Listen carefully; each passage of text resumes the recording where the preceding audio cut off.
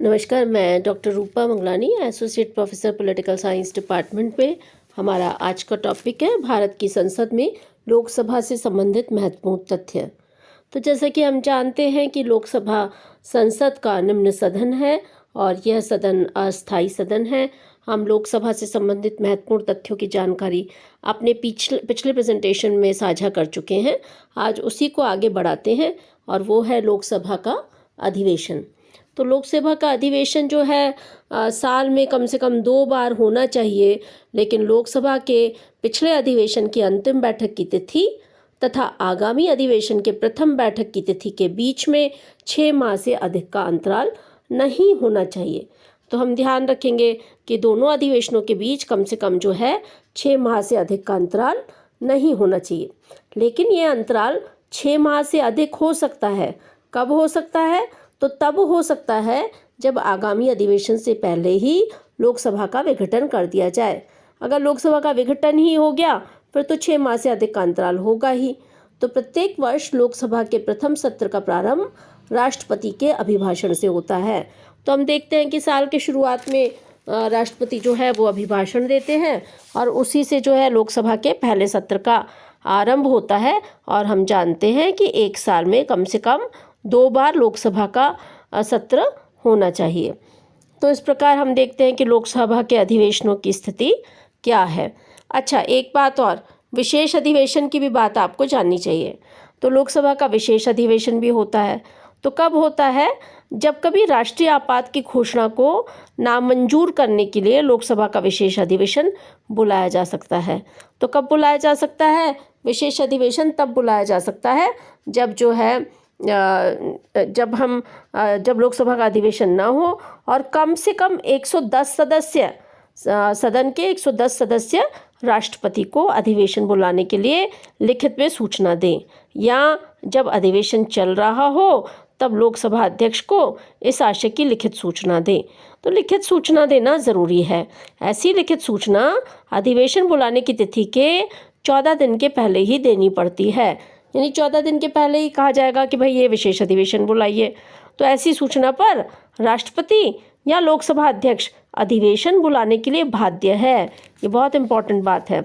तो आपसे परीक्षा में विशेष अधिवेशन के बारे में सवाल पूछा जा सकता है कि बताइए भाई विशेष अधिवेशन कब बुलाया जा सकता है। तो आपका उत्तर होना चाहिए जब लोकसभा का अधिवेशन नहीं हो। तो ऐसी स्थिति में कम से कम 110 सदस्य राष्ट्रपति को कहें कि भाई अधिवेशन बुलाए। और कैसे कहें? लिखित में सूचना दें। या फिर जब अधिवेशन चल रहा हो तो किसको सूचना दें? लिखित सूचना किसको दें? लोकसभा अध्यक्ष को। तो अधिवेशन नहीं चल रहा होगा तो किसको सूचना देंगे? राष्ट्रपति को। और अधिवेशन चल रहा होगा तो किसको सूचना देंगे कि भाई ये बुलाइए? लोकसभा अध्यक्ष को। तो ऐसी लिखित सूचना अधिवेशन बुलाने की तिथि के 14 दिन पहले ही देनी होगी कि भाई 14 दिन पहले ही बताना होगा कि इस अधिवेशन को बुलाए। और दोनों ही तरीकों से जब अधिवेशन बुलाया जाने की मांग की जाती है तो राष्ट्रपति या लोकसभा अध्यक्ष अधिवेशन बुलाने के लिए बाध्य हैं, क्योंकि प्रक्रिया के तहत 110 सदस्यों ने ऐसा लिखित में कहा है। अच्छा, एक और इम्पॉर्टेंट पद है, वो है अध्यक्ष। अध्यक्ष और उपाध्यक्ष के बारे में बहुत सारे सवाल आते हैं, तो आपको जानना चाहिए। तो लोकसभा अपने सदस्यों में से ही अध्यक्ष और उपाध्यक्ष दोनों का चयन करती है। तो ये सवाल आएगा कि भाई लोकसभा के अध्यक्ष और उपाध्यक्ष का चयन कहाँ से होता है? तो उसका उत्तर होना चाहिए कि लोकसभा तो अपने सदस्यों में से ही अध्यक्ष और उपाध्यक्ष का चयन करेगी। तो अध्यक्ष कौन होता है भाई? लोकसभा का प्रमुख पदाधिकारी होता है। वो क्या करता है? वो लोकसभा की बैठकों की अध्यक्षता करता है तथा इसके संचालन का नियंत्रण भी करता है। अच्छा, उसको ऑनेस्ट होना चाहिए, ईमानदारी होना चाहिए, ऑब्जेक्टिव होना चाहिए, निरपेक्ष होना चाहिए। जब अध्यक्ष का पद रिक्त होता है, मान लीजिए अध्यक्ष का पद रिक्त है, तो कौन करेगा अध्यक्षता? उपाध्यक्ष करेगा। उसके कर्तव्यों का निर्वहन कौन करेगा? उपाध्यक्ष करेगा।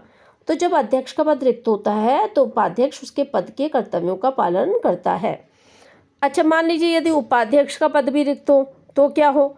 तो उपाध्यक्ष का भी पद रिक्त हो तो लोकसभा का ऐसा सदस्य जिसे राष्ट्रपति नियुक्त करे वो अध्यक्ष पद के कर्तव्यों का पालन करेगा।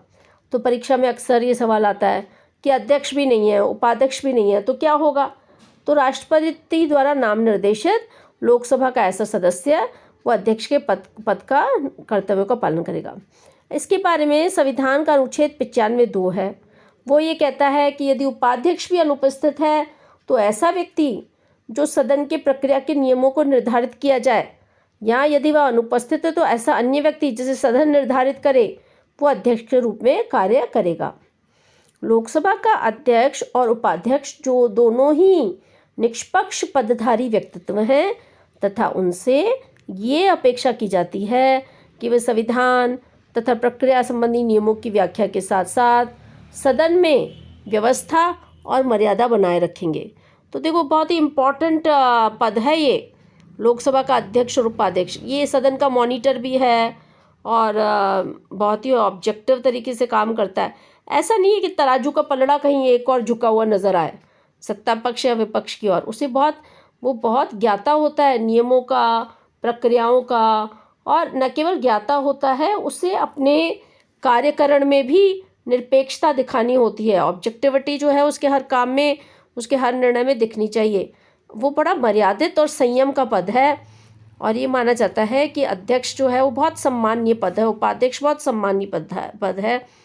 और उनके लोकसभा का अध्यक्ष और उपाध्यक्ष क्योंकि निष्पक्ष है तो उनसे अपेक्षा की जाती है कि वे संविधान तथा प्रक्रिया संबंधी नियमों की व्याख्या के साथ साथ सदन में व्यवस्था और मर्यादा बनाए रखेंगे।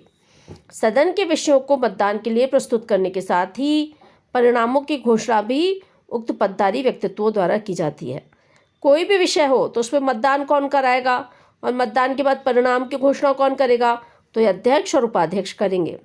सदन की कुछ समितियां होती हैं, उसके पदेन सभापति होते हैं, अध्यक्ष और उपाध्यक्ष, तो बहुत महत्वपूर्ण है उनका पद।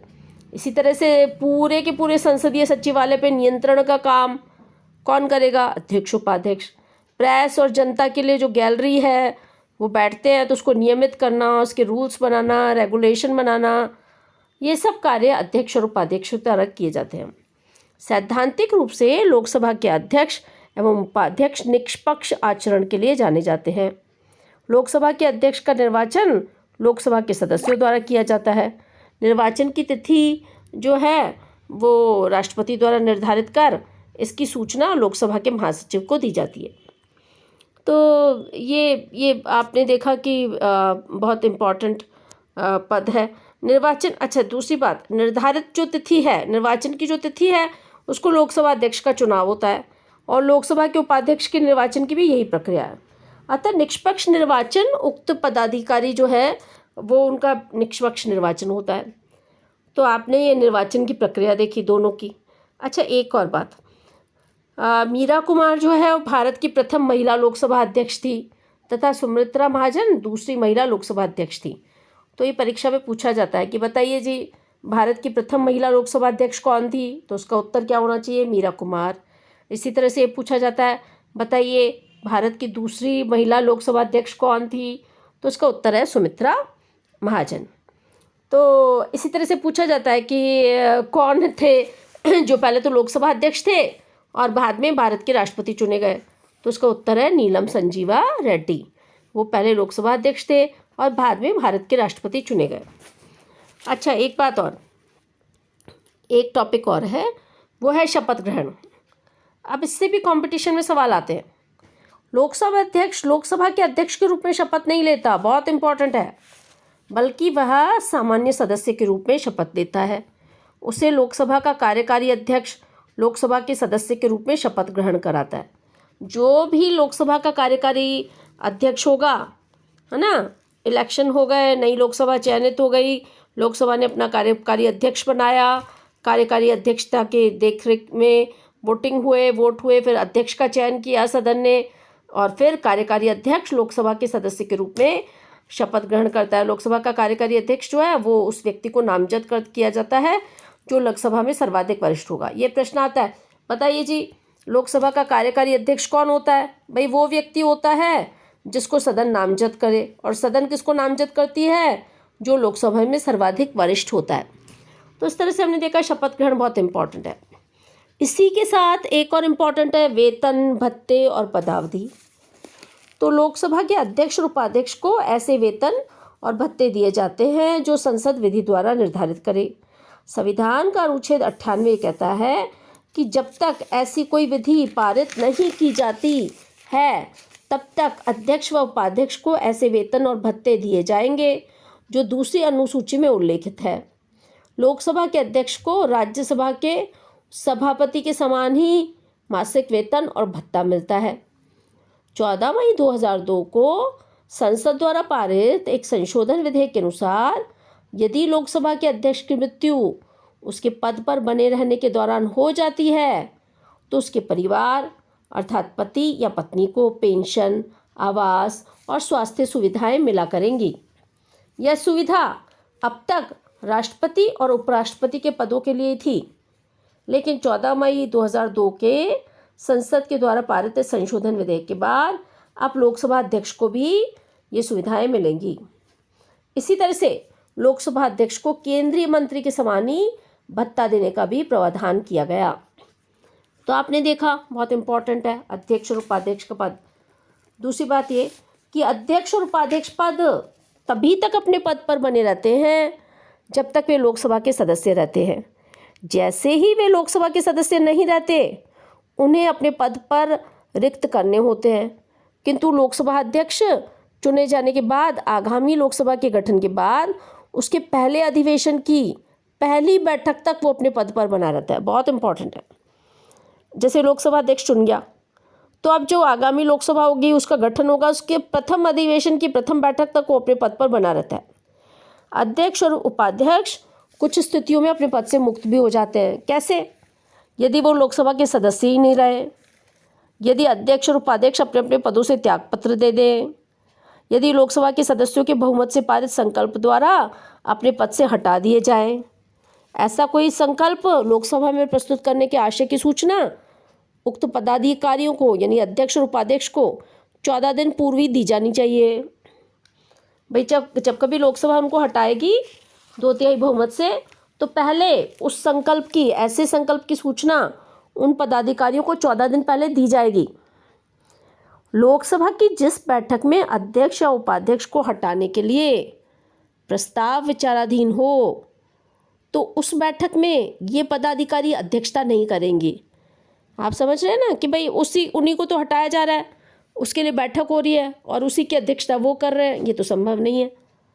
तो ऐसे मामलों में उसकी अध्यक्षता वो नहीं करेंगे। लोकसभा अध्यक्ष के विरुद्ध प्रस्ताव आने पर ऐसी ही बैठक की अध्यक्षता कौन करेगा? उपाध्यक्ष। और अगर उपाध्यक्ष के मामले में ऐसा प्रस्ताव लाया जाए तो कौन करेगा? तो ऐसे व्यक्ति द्वारा की जाती है जिसे लोकसभा की प्रक्रिया तथा कार्य संचालन नियम विधि द्वारा निर्धारित करता है। स्वयं लोकसभा डिसाइड करती है कि भाई ये व्यक्ति जो है वो अध्यक्षता करेगा। जब कभी हम लोकसभा अध्यक्ष के विरुद्ध लाए गए प्रस्ताव के लिए विचाराधीन लोकसभा की बैठकों में संविधान के अनुच्छेद 96(2) के अनुसार अध्यक्ष ऐसी बैठकों की कार्यवाहियों में भाग ले सकता है। बहुत इंपॉर्टेंट है। मान लीजिए ऐसी बैठक हुई जिसमें हम ये डिसाइड कर रहे हैं, लोकसभा ये डिसाइड कर रही है कि भाई अध्यक्ष को हटाया जाए, तो ऐसी बैठक होगी। उस बैठक में अध्यक्ष भी जो है वो भाग ले सकता है। अच्छा, वो मत दे सकता है, उसको मत भी देने का अधिकार है। उसी के खिलाफ तो बैठक हो रही है उसको हटाने के लिए, तो ऐसी बैठक में वो खुद मत भी दे सकता है। लेकिन मान लीजिए मत समान हो जाए, है ना, पक्ष और विपक्ष के मत समान हो जाए, तो ऐसी दिशा में लोकसभा अध्यक्ष को मत देने का कोई अधिकार नहीं है। बहुत इंपॉर्टेंट है। देखिए कितनी अच्छी बात है। टाई हो गया तो टाई की स्थिति में नहीं है। सर्वप्रथम लोकसभा के अध्यक्ष जीवी मावलकर के विरुद्ध पदच्युत करने का प्रस्ताव लोकसभा में लाया गया था, लेकिन वो जो है वो प्रस्ताव जो है वो पारित ही नहीं हो पाया। तो इस प्रकार हमने देखा कि लोकसभा अध्यक्ष की शक्तियाँ हमने बहुत इम्पॉर्टेंट देखा। हमने देखा लोकसभा का अधिवेशन कब कब बुला सकते हैं। फिर हमने ये भी देखा कि लोकसभा का विशेष अधिवेशन कब बुला सकते हैं। फिर हमने देखा लोकसभा अध्यक्ष जो है वो कैसे उसका निर्वाचन होता है, उपाध्यक्ष का निर्वाचन कैसे होता है। फिर हमने देखा कि अध्यक्ष और उपाध्यक्ष का जो निर्वाचन हुआ तो उसकी सूचना किसको दी जाती है। फिर हमने ये भी देखा कि भारत की प्रथम महिला लोकसभा अध्यक्ष कौन सी थी और दूसरी महिला लोकसभा अध्यक्ष भी कौन सी थी। फिर हमने देखा कि लोकसभा का अध्यक्ष शपथ कैसे लेता है। हमने ये भी देखा उसके वेतन, भत्ते और पदावधि क्या क्या होती है। अच्छा, अभी देखो मैंने ये आपके लिए टेबल लेके आई हूँ, आप टेबल देखिए ध्यान से। इस टेबल में क्या है? इस टेबल में हमारे भारत में स्वतंत्रता के बाद जितने भी लोकसभा अध्यक्ष हुए हैं उनका नाम है और उनका कार्यकाल है। तो ये कंपटीशन में अक्सर पूछा जाता है, तो आप इसका अध्ययन करें, है ना। गणेश वासुदेव मावलकर प्रथम अध्यक्ष थे, और अभी वर्तमान में कौन चल रहे हैं? ओम बिरला। ये 19/5/2019 से निरंतर चल रहे हैं, ये लोकसभा अध्यक्ष हैं। तो आप देखिए इसमें बहुत इम्पोर्टेंट है, गुरदयाल सिंह ढिल्लों जो है वो 2 बार उनका टेन्योर रहा, कार्यकाल रहा। बलराम जाखड़ जी जो लोकसभा अध्यक्ष थे उनका 2 बार टेन्योर रहा। बालयोगी जी का 2 बार टेन्योर रहा। तो इस प्रकार मीरा कुमार और सुमित्रा महाजन का भी कार्यकाल देख लीजिए। तो ये बहुत इसी तरह से अनंत शयन अयंगर है, उनका भी 2 बार का कार्यकाल रहा। तो ये बहुत महत्वपूर्ण है, इसको आप ध्यान से पढ़ें और इसका अध्ययन करें। मैं बता चुकी हूँ नीलम संजीवा रेड्डी पहले लोकसभा अध्यक्ष थे और बाद में वो राष्ट्रपति बने। तो आप इस टेबल का ध्यान से अध्ययन कर लें और टेन्योर भी देख लें, और परीक्षा में इसमें से सवाल आते हैं। तो ये बहुत इम्पोर्टेंट टॉपिक है भारत की संसद में लोकसभा का, आप इसको तैयार करें। कंपटीशन में भी इससे सवाल आते हैं और बाकी आपकी मेन परीक्षा में तो आते ही हैं। तो इसका आप तैयारी करें, और कोई दिक्कत होती है तो हम मिलेंगे तो बात करेंगे। Wish you all the best. अपना ध्यान रखें, और बहुत ज़रूरी हो तो ही बाहर जाएं, मास्क लगा के जाएं, और अपने स्वास्थ्य का पूरा ध्यान रखें। अपने घर के जो बुज़ुर्ग हैं उनका भी ध्यान रखें, क्योंकि ये जो कोरोना का काल है बहुत ये हमारे लिए चुनौतीपूर्ण है, और हम इस चुनौती पे ज़रूर अपनी जागरूकता से विजय पाएंगे।